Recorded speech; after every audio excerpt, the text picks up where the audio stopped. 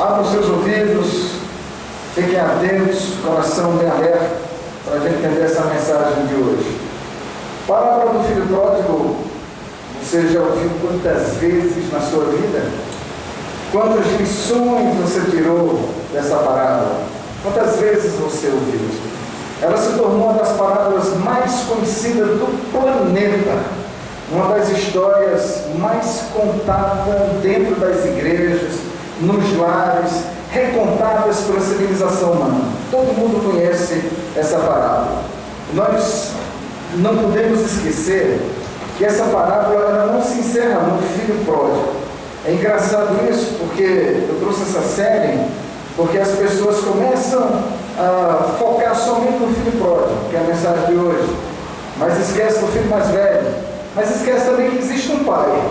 Então, são três personagens que a gente está trazendo, a palavra trazendo para o entendimento, para as nossas vidas.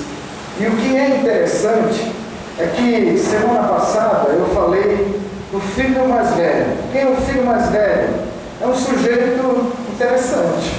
Ele é acertadinho, ele é arrumadinho, ele é quietinho, ele é um bom menino, ficou em casa, não cria problema com ninguém. É o tipo do garoto que o pai diz assim: esse é meu filho, esse é meu filho que eu tenho prazer de ter. Ele não mexe com ninguém, está ali dentro de casa. No entanto, o problema desse filho mais velho é que ele fica ofendido com a volta do filho mais novo, que é o pródigo.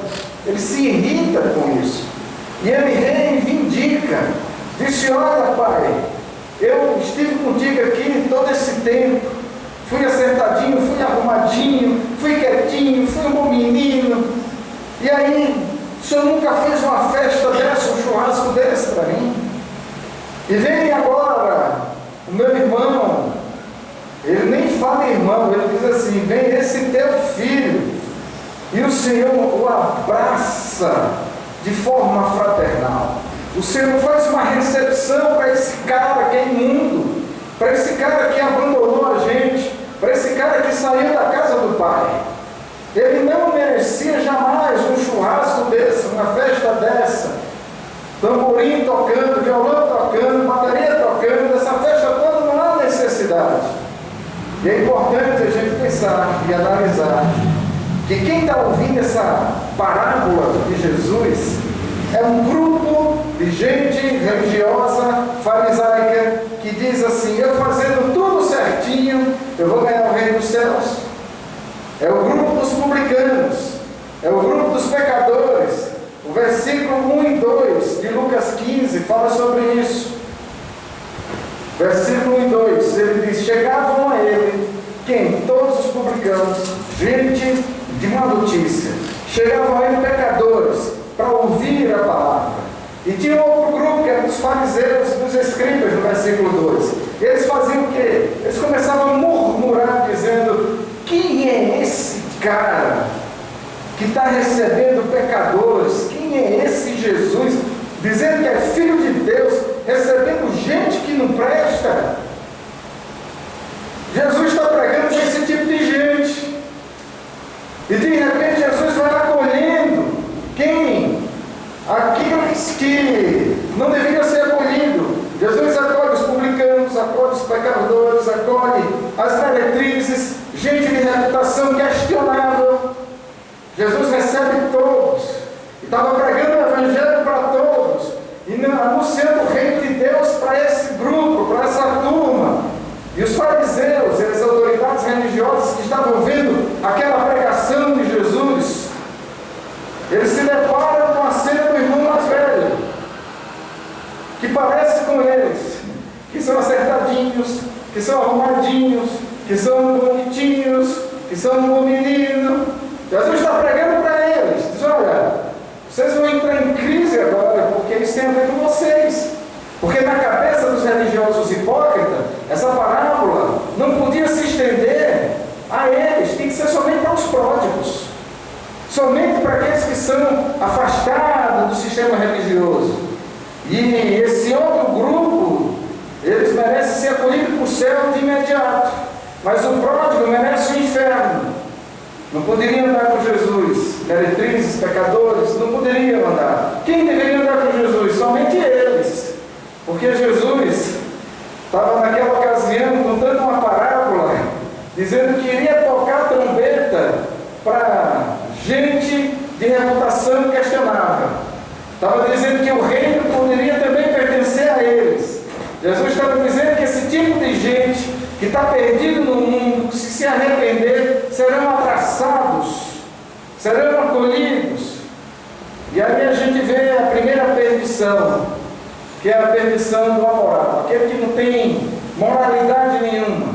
E a segunda perdição é do moralista. Jesus prega para essas duas turmas, tanto aqueles politicamente religiosos, corretos, que faz oração certinha, que jejua certinho, mas que não conseguem pregar o Evangelho, não conseguem anunciar as boas novas. Eles são bonitinhos dentro da igreja, mas não conseguem ter amor ao próximo. Essa religião farisaica que está perdida. E outro grupo são aqueles que não estão aqui hoje à noite, estão lá fora mesmo, estão enchendo a cara na cachaça, estão se drogando, estão se picando, são gente que não quer nada, absolutamente nada com Deus. Jesus entra nessa história para dizer: olha, esses dois grupos estão totalmente errados. Tanto que não tem moral nenhuma, precisa ter um encontro comigo, como esses religiosos hipócritas que acham que fazendo tudo bonitinho vai receber o abraço de Deus. Esse está perdido também, porque acha que o céu só pertence a eles, e eles não se esforçam sequer para pregar o Evangelho, para fazer a obra do Senhor.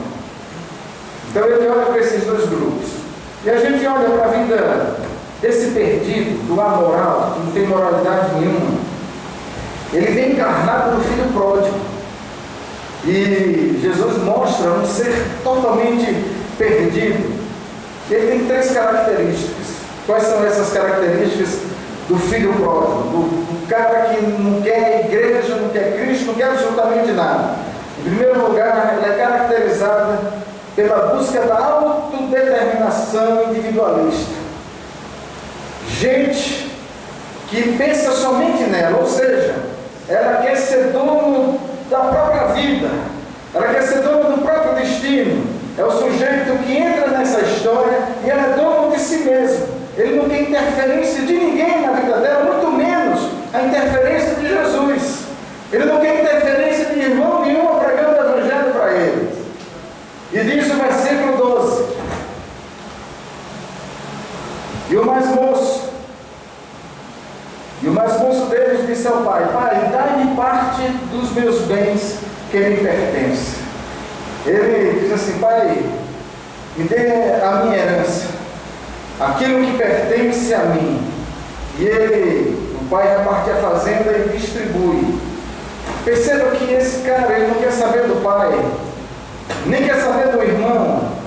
Ele não tem escrúpulo, ele não tem princípios, ele não tem coisa alguma. Ele está dizendo assim: chegou a minha hora, essa é a minha vez, é hora de eu realizar os meus sonhos. O projeto da existência é para mim, eu tenho que pensar em mim mesmo, eu sou egocêntrico, e o pai me dê a herança que é minha. Portanto, se ele pega a herança, ele mata o pai. Eu só posso herdar alguma coisa depois que o pai está morto.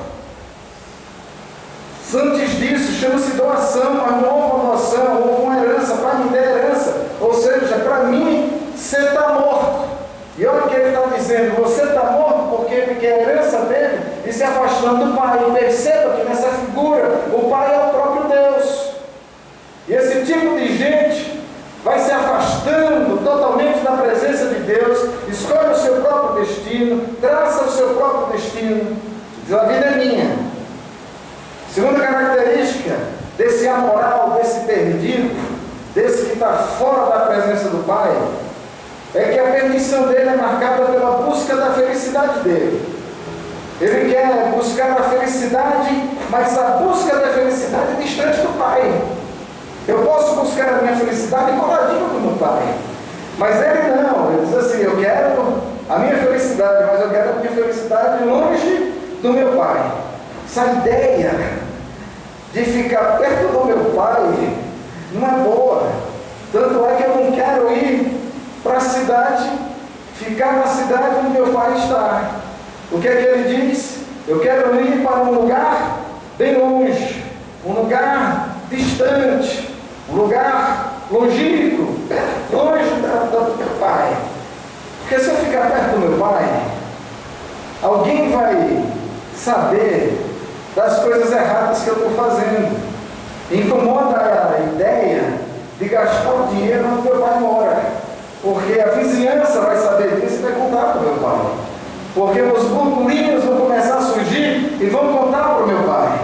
E diz a palavra de Deus que ele não só quer determinar o seu próprio futuro, mas ele quer tratar o seu destino longe da presença.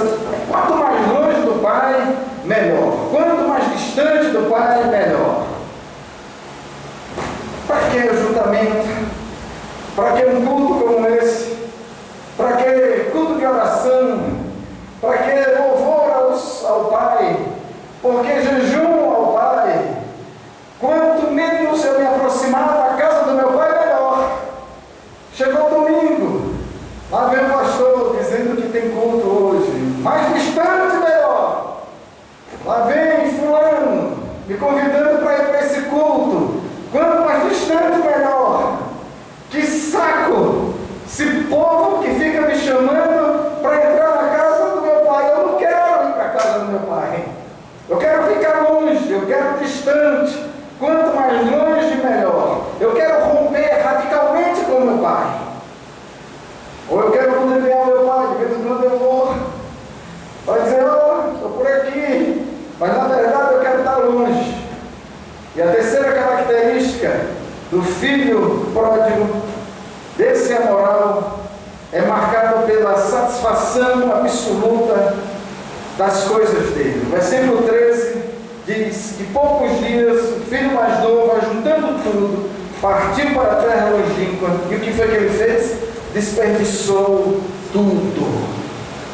Eu não quero guardar nada. Agora presta atenção nisso em nome de Jesus.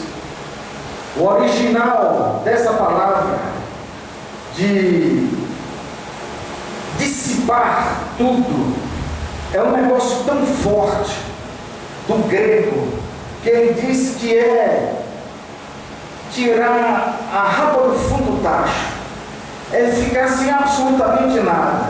Aquilo que eu recebi do meu pai, eu vou jogar tudo fora, não quero absolutamente nada, estou aqui para gastar. É um original que fala sobre gastar sem reserva. Não tenho reserva alguma, eu quero é gastar.